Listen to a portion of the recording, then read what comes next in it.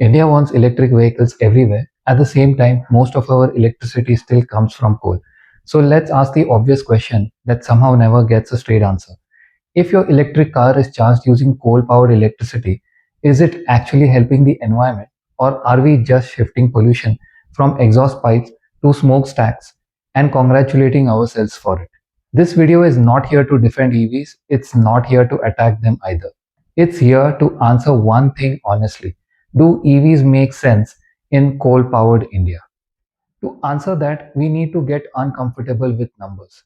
We will look at how dirty India's grid really is, whether EVs beat petrol cars even today, why two wheelers matter more than electric cars, what the battery debate gets wrong, and the one condition under which EVs clearly start making sense.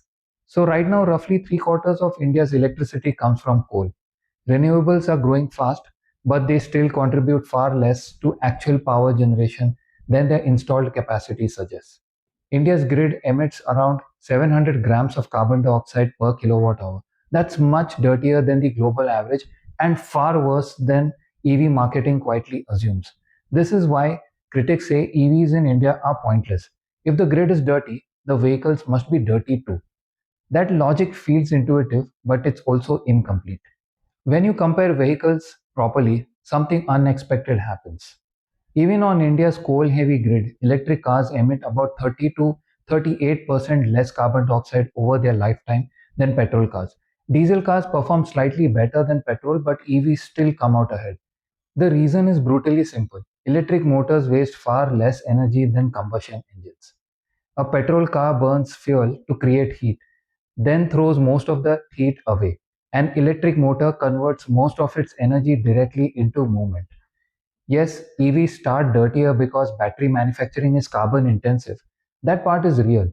But that extra pollution gets offset as the vehicle is driven. In India, an electric car typically breaks even after 50 to 100,000 kilometers. For most urban drivers, that's about 3 to 4 years. After that point, every kilometer driven is cleaner than petrol. Where pollution happens matter just as much as how much, and carbon dioxide is only part of that story. Petrol and diesel vehicles emit particulate matter and nitrogen oxides directly into crowded streets. That pollution goes straight into people's lungs. This is why Indian cities dominate global pollution rankings, and this is why respiratory illness feels normal over here in India. Electric vehicles eliminate tailpipe pollution entirely. No smoke, no nitrogen oxides, no particulates at street level. Coal power plants are still dirty, but they are centralized. They can be regulated, upgraded, or even shut down.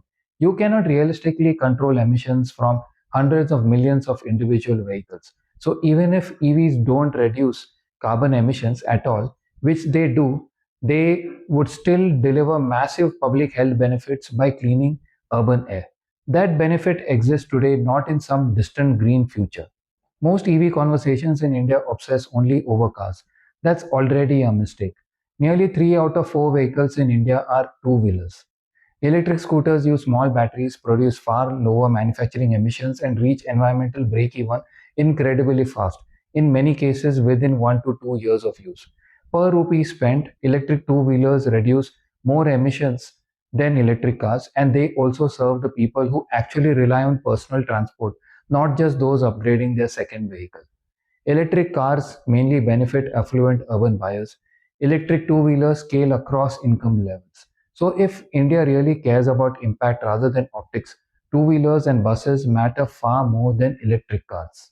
Battery production is environmentally damaging. That's not propaganda. Mining lithium and cobalt consumes water, disrupts ecosystem, and creates ethical issues. But the context also matters. Building the battery adds a large upfront carbon hit, roughly equivalent to what a petrol car emits in the first 1 or 2 years. That means an EV starts its life dirtier, but over a normal lifespan, its higher efficiency gradually cancels out that early disadvantage. Battery recycling in India is weak today, but it's expanding. Recycling cuts battery emission by more than half and reduces dependency on fresh mining. This isn't the reason to abandon EVs. It's a reason to build recycling infrastructure in parallel instead of pretending it will magically appear later. The problem is solvable, ignoring it would be the real failure. And here's the long term picture most debates miss. A petrol car emits the same pollution every year until it dies. An electric vehicle gets cleaner as the grid also gets cleaner. India's electricity mix is already shifting. Vehicles bought today will still be running in 2040, while the grid will almost certainly be far less carbon intensive than it is now. Waiting for a perfect grid before adopting EVs just locks in petrol vehicles for another generation. The transition only works if the grid and the vehicles evolve together. So, do EVs make sense in coal powered India? The honest answer is yes, but not blindly.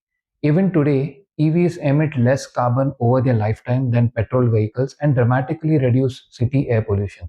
Two wheelers and public transport offer the biggest environmental return, while private electric cars deliver more modest gains.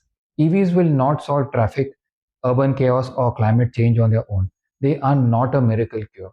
They are simply the least damaging options available right now, and they get better as India's grid improves. The real risk isn't adopting EVs too early, it's doing it lazily, subsidizing the wrong segments and pretending technology alone can replace policy. EVs make sense in India only if India uses them intelligently, and that, as always, is the harder part. That's all for this video. If you like the video, please like, subscribe, and share it with your friends.